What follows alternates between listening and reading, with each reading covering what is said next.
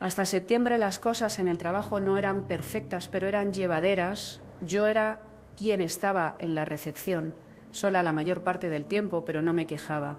Tenía mi ritmo, mi espacio, mi rutina. No necesitaba supervisión constante. Y aunque no me daban descansos como en otros turnos, estaba acostumbrada. Lo hacía por compromiso, por responsabilidad, por no dejar que el caos me alcanzara. Y honestamente lo hacía con gusto hasta que dejaron de pagarme por hacerlo. Todo cambió cuando llegó la nueva gerencia. A veces los cambios traen mejoras, pero otras veces, como esta, solo traen prepotencia, desorganización y abuso encubierto. Desde que llegó el nuevo equipo, especialmente el nuevo controlador financiero, se empezó a notar el ambiente turbio. Las reglas no se comunicaban con claridad. Las horas extras se ignoraban. Y lo que más me dolía, mi tiempo extra no era remunerado. Empecé a notar que cada vez que cubría un turno sola, sin descanso ni reemplazo, no solo me quitaban el derecho al break, sino que además no me pagaban por ese tiempo de más. Horas invisibles, minutos robados, y todo normalizado como si eso no fuera ilegal. Intenté razonar. Al principio lo tomé como un malentendido. Pensé, seguro se les pasó. En cuanto lo mencione, lo corregirán. Porque una quiere creer que la gente actúa desde el error, no desde la malicia. Pero no fue así. No era un descuido, era una política no escrita. Aguanta, pero no esperes que te lo reconozcan. Durante semanas me repetí que no valía la pena hacer problema, que eran unos cuantos minutos aquí y allá, que si yo podía con la carga, ¿para qué armar lío? Pero llegó un punto en el que empezó a pesarme más la injusticia que la incomodidad de reclamar. Y es que hay algo que la gente en puestos de poder olvida: no todos callamos para siempre. Ese septiembre, con la nueva gerencia, comenzó un patrón de abuso disfrazado de cultura laboral. Pero lo que ellos no sabían era que yo también sabía leer la ley, y estaba a punto de usársela como arma. La primera vez que sentí que algo no cuadraba fue un martes. No había relevo para cubrirme, y pasé las 8 horas completas en la recepción, sin moverme del escritorio, ni para ir al baño tranquila, ni para comer algo como corresponde. Pero no dije nada. Me tragué la incomodidad, porque al fin y al cabo ya estaba acostumbrada a eso. Lo raro vino cuando vi mi boleta de pago. Algo no cerraba. Había horas que simplemente no estaban reflejadas. Empecé a sumar mentalmente mis turnos, los días sin cubrir, los minutos de más. Y entonces me di cuenta, no era un error aislado, era una práctica constante, recurrente, sutil, tan bien ejecutada que parecía normal. Y ahí empezó a picarme esa incomodidad que una intenta callar al principio. Pensé, tal vez si hablo con ellos, lo resuelven. Inocente de mí, todavía creía que había buena fe detrás de esa omisión. Así que reuní mis pruebas, fotos de mis hojas de asistencia antes de entregarlas, registros de turnos, notas con los horarios reales. Me senté una tarde frente al controlador financiero con todo orden. Le expliqué con calma y respeto que no me estaban pagando el tiempo trabajado durante los supuestos breaks, aunque yo no me movía del escritorio. Y su respuesta me dejó helada. No fue una excusa, no fue un vamos a revisarlo, fue un eso no se paga, así funciona. Le mostré la ley. Literalmente, llevé impreso el fragmento del Código Laboral que protege a empleados en situaciones como la mía.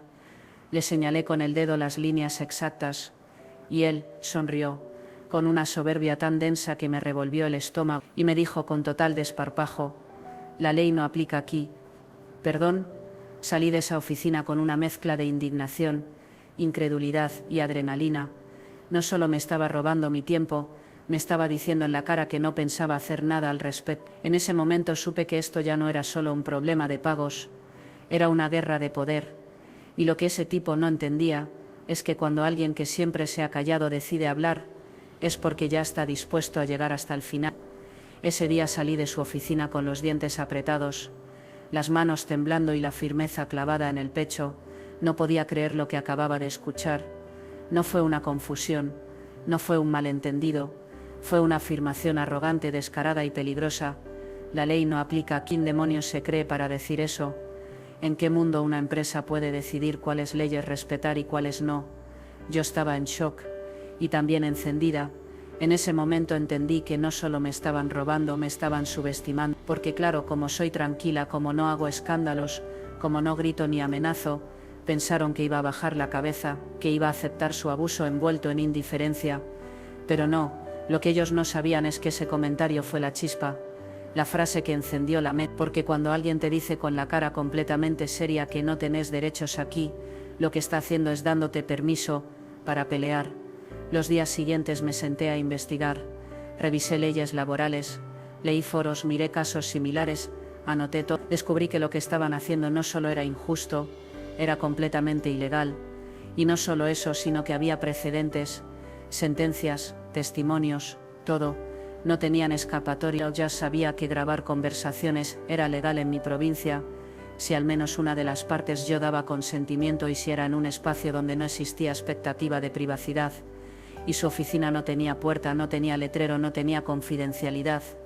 Era momento de actuar. Decidí que iba a volver a hablar con él, pero esta vez grabando todo, no para chantajear, no para venganza, para justicia, para tener pruebas, para que si intentaban hacerme quedar como la exagerada, la loca o la mentirosa, tuviera cada palabra suya guardada, porque no hay nada más peligroso para un abusador que una persona tranquila que se organiza, y yo ya estaba armada, no con gritos, no con amenazas, con verdad, con paciencia, con la ley de mi lado. Así que 2 semanas después volví a entrar a esa misma oficina, pero esta vez no fui solo, fui con un plan y con el micrófono encendido. 2 semanas después de aquella frase que se me quedó grabada como una amenaza, la ley no aplica aquí, regresé a su oficina, pero esta vez no fui con papeles, fui con pruebas en proceso, con el celular grabando oculto en mi bolso. Mi voz temblaba un poco, lo admito, no por miedo sino por la adrenalina que sentía. Sabía lo que estaba haciendo, sabía que estaba entrando al terreno del otro, pero ahora con la ley y la verdad de mi lado, lo saludé como siempre, cordial, tranquilo, y sin perder tiempo le dije: necesito hablar una vez más sobre mis horarios y los descansos no remunerados. Le mostré la misma foto de mi hoja de asistencia, le señalé los horarios, le repetí, por tercera vez, que no tenía problema en trabajar sin descansos formales, siempre y cuando me pagaran por ese tiempo trabajado. Él no sabía que esta vez cada segundo quedaba registrado, y cuando escuchó mis palabras, fue como si una máscara cayera, cambió la voz, el tono, la mirada, y explotó. Me interrumpió con arrogancia, me dijo que no tenía derecho a reclamar nada, que si había salido una vez a comprar comida sin permiso, eso le daba justificación para despedirme cuando quisiera, que él podía modificar las hojas de asistencia si le daba la gana. Lo dijo con esas palabras. Admitió que manipulaba los registros, que alteraba el tiempo trabajado, que sabía que debía pagarme pero que no lo iba a hacer. Y luego vino la frase exacta, con todo el desprecio que pudo cargar: sé que tengo que pagarte pero no podés hacer nada al respecto, así que ándate a la mierda. Yo me quedé en silencio, respirando, mirándolo, porque lo que él no sabía es que cada palabra estaba siendo grabada, y que en ese momento su soberbia se convirtió en mi prueba, en el arma legal que iba a ponerlo contra las cuerdas. No le respondí con gritos, solo le dije: gracias por tu tiempo, y me fui. Salí temblando, no de miedo sino de poder contener, porque cuando un abusador cree que no podés defenderte baja la guardia, y ahí es cuando cometió su mayor error: subestimarme. Lo que vino después fue el principio del fin para ellos. Hay frases que se te graban en la piel, que no se olvidan nunca, y esa fue una de ellas: no podés hacer nada al respecto. Me la escupió con total seguridad, como si supiera que estaba por encima de todo, como si no existieran leyes, ni ética, ni consecuencias. En su mente yo era solo una empleada más que se iba a rendir, una mujer sola en recepción, sin abogado, sin poder. Pero lo que no sabía es que acababa de activar algo que ya no tenía retorno en mi rabia organizada.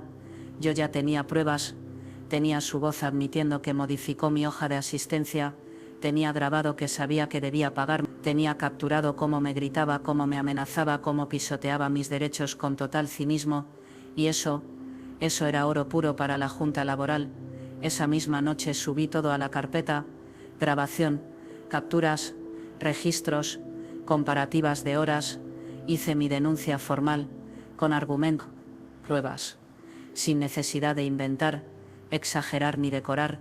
La realidad era más que suficiente, Y mientras ellos seguían operando como si nada, creyéndose invencibles, yo me movía en silencio, consulté con un asesor legal, revisé la legislación provincial, busqué precedente, no tenía miedo, tenía una causa justa y la convicción de que la verdad, aunque tarde, pesa más que cualquier cargo, porque el verdadero punto de quiebre no fue cuando me robaron el tiempo, ni siquiera cuando me gritaron, fue cuando intentaron convencerme de que no tenía poder. Y eso fue su error más grande, porque subestimar a una persona tranquila es siempre un movimiento estúpido, porque no se dieron cuenta de que mientras ellos jugaban con mi sueldo, yo estaba aprendiendo a usar sus propias armas en su contra. Ese no podés hacer nada se transformó en mi motor.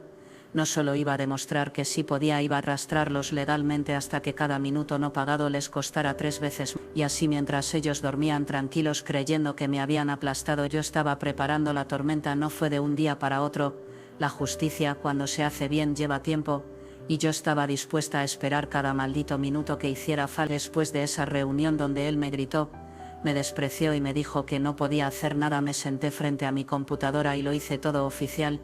Inicié el trámite ante la Junta Laboral de mi provincia, subí cada prueba con cuidado, fechas, horarios, grabaciones, capturada, registro, tenía respaldo, cada hoja estaba organizada porque no iba a permitir que me descalificaran como una más que se queja sin pruebas. Lo que tenía en mis manos no era una queja, era un caso armado, sólido, respaldado por su propia. Y no te voy a mentir, el proceso fue largo, llené formularios, respondí preguntas, me llamaron varias veces para validar la información, me pidieron paciencia, y se la di, porque mientras más avanzaba el proceso, más claro era que esto no se trataba solo de mí. Mientras armaba el expediente empecé a notar coincidencias con lo que vivían mis compañeros. Algunos también cubrían turnos sin descanso, otros también habían notado horas desaparecidas de sus planillas, y todos, absolutamente todos, habían normalizado el abuso como parte del trabajo. Así que les hablé, sin forzarlos, sin empujarlos, solo les conté lo que estaba haciendo, lo que había grabado, lo que había denunciado, y uno a uno comenzaron a sumar sus voces, porque eso pasa cuando alguien da el primer paso, los demás se atreven a salir del silencio. Lo que empezó como una denuncia individual se estaba convirtiendo en una investigación colectiva. La Junta me confirmó que iban a hacer una revisión completa del hotel, no solo por mi caso, sino por todo lo que empezó a salir a la luz gracias a la primera denuncia. Y yo no podía dejar de sonreír, porque mientras ellos seguían actuando como si fueran intocables, la ley ya los estaba mirando, y esta vez, con lupa. Lo que vino después fue hermoso, no fue inmediato, no fue ruidoso, fue metódico, silencioso, preciso, justo como tenía que ser. La Junta Laboral notificó al hotel oficialmente, y como ocurre con este tipo de procesos, no avisaron con tiempo para que pudieran prepararse. Llegaron un martes por la mañana, sin sonrisas, sin advertencias, con carpetas y formularios en mano. La noticia corrió como fuego entre los pasillos, el personal directivo palideció, y mi querido controlador financiero, el mismo que me había dicho que la ley no se aplicaba, empezó a sudar frío, porque no solo vinieron a revisar mi caso, vinieron a revisar todo, hoja por hoja, turno por turno. Entrevistaron al personal, revisaron sistemas internos, compararon registros, verificaron inconsistencias, y lo más importante, cruzaron las horas trabajadas con los pagos emitidos, y ahí se destapó el infierno. Resulta que no era solo yo, éramos 8 trabajadores a quienes se nos había robado tiempo, esfuerzo, dinero. Algunos no lo sabían, otros lo intuían, pero todos, absolutamente todos, habían sido víctimas del mismo patrón de abuso encubierto: descansos fantasmas, tiempos editados, horarios recortados sin justificación. Y cuando los inspectores vieron la magnitud, supieron que no estaban frente a un error administrativo, sino frente a un sistema de explotación. Yo, mientras tanto, seguía trabajando como siempre, con la frente en alto, porque aunque por dentro temblaba de ansiedad, por fuera llevaba una paz que solo se tiene cuando sabes que hiciste lo correcto. Verlos caminar por la oficina, entrar a la administración, pedir documentos sin previo aviso, fue mejor que cualquier escena de película. Ya no podían ocultarse, ya no podían inventar excusas, la justicia estaba en la casa, y lo mejor de todo es que yo no tuve que levantar la voz. Ellos solos cavaron su fosa, con cada amenaza, Con cada recorte, con cada abuso normalizado, el proceso había comenzado y ya no había manera de frenar. Pasaron unas semanas después de la investigación formal. El silencio en el hotel era espeso, tenso, ya nadie caminaba con aires de grandeza, ya no había amenazas encubiertas, ahora solo quedaba esperar y temer. Y entonces, un lunes por la mañana recibí el correo asunto resolución del caso. Me temblaron las manos al abrirlo, no por miedo sino por todo lo que significaba, meses de abuso, de silencio, de planificación, todo se definía en esas páginas, y ahí estaba, ganamos, la Junta Laboral falló a nuestro favor, determinó que lo que hicieron fue ilegal, sistemático y consciente, y no solo ordenaron que me pagaran lo que me debían, me lo multiplicaron por 3, como compensación por daños, por violación de derechos laborales, y por el descaro con el que me trataron. Pero no fui solo yo, mis 8 compañeros también recibieron su merecido, todos con pagos triplicados por los salarios robados, y no solo eso, el hotel fue obligado a pagar todos los gastos legales. Una multa adicional enorme cayó sobre la empresa por las prácticas ilegales detectadas. El tipo que se creía intocable, el que gritó, manipuló, mintió y se burló, quedó en evidencia, y yo no tuve que vengarme con palabras, ni con violencia ni con escándalo, lo hice con pruebas, con la ley, con inteligencia. Fue como ver caer una torre construida sobre mentira. Ladrillo por ladrillo se derrumbaba, y esta vez no podían esconderse, y escuché que en la reunión privada después del fallo, hubo gritos, renuncias forzadas y amenazas internas. El ambiente se volvió irrespirable, pero ya no para nosotros, sino para los que creyeron que robarle a sus empleados no tendría consecuencias. Ese día, al salir de mi turno, me tomé un café sola en una banca frente al hotel, y por primera vez en mucho tiempo respiré tranquila, porque no solo recuperé mi dinero, recuperé mi voz, y también les dejé claro a todos, a los que mandan y a los que sufren en silencio, que cuando una persona se cansa de ser ignorada, puede volverse la tormenta que arrasa con todo. Después del fallo, el ambiente en el hotel cambió radicalmente, la arrogancia se desinfló. Los pasillos antes tensos por el control y el abuso, ahora estaban cargados de miedo y vergüenza. El gran jefe que me gritó, que modificó mis hojas, que juraba que yo no podía hacer nada, ya no caminaba con la frente en alto. Lo veía pasar cabizbajo, molesto, a veces desapareciendo por días. Decían que estaba siendo auditado internamente, otros decían que estaba a punto de ser despedido. La gerencia estaba en crisis, y lo sabían todos, porque una cosa es perder una discusión, otra muy distinta es que la Junta Laboral te obligue a pagar miles de dólares por violaciones de derechos. Eso queda en tu historial, eso destruye reputaciones, pero yo no terminé ahí, porque como si no fuera suficiente el robo de salarios, también había una amenaza muy seria, que no pensaban que yo tomaría en serio el despido injustificado que estaban preparando. Después del fallo empecé a notar ciertos movimientos raros, me querían mover de puesto, querían que firmara nuevos términos sin explicación, pedían cosas absurdas por escrito, buscando provocarme un error. Era evidente, querían deshacerse de mí, sin dejar huella, pero yo ya estaba preparada, no solo tenía asesoría legal, ni pruebas, respaldo y ahora un historial oficial donde yo era la parte ganadora, así que si llegaban a despedirme no iba a irme en silencio, iba a ir directo por una demanda por despido injustificado.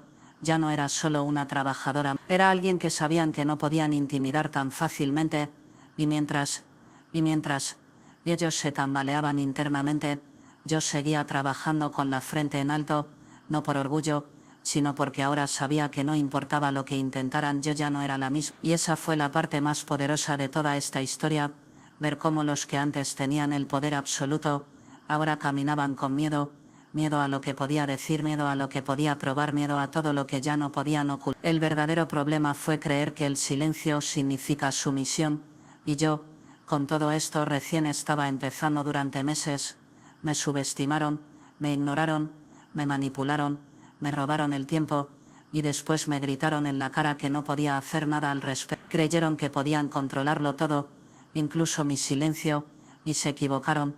No solo hice algo al respecto, los destruí con su propia arrogancia, con sus palabras grabadas, con sus amenazas documentadas, con cada segundo que me subestimaron convertido en una prueba legal. gané legalmente, y no solo por mí, sino por cada uno de mis compañeros que también fue víctima de este sistema podrido, porque esta historia nunca fue solo sobre mí, fue sobre todos los trabajadores que han sentido que no tienen poder, sobre todos los que aguantaron abusos por miedo a perder su empleo, sobre todos los que piensan que más vale callar para no complicarse.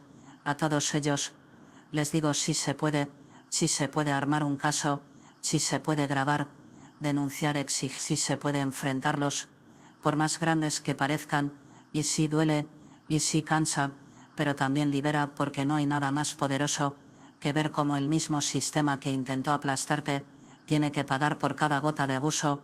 Hoy sigo trabajando por ahora, pero no porque me falte dignidad.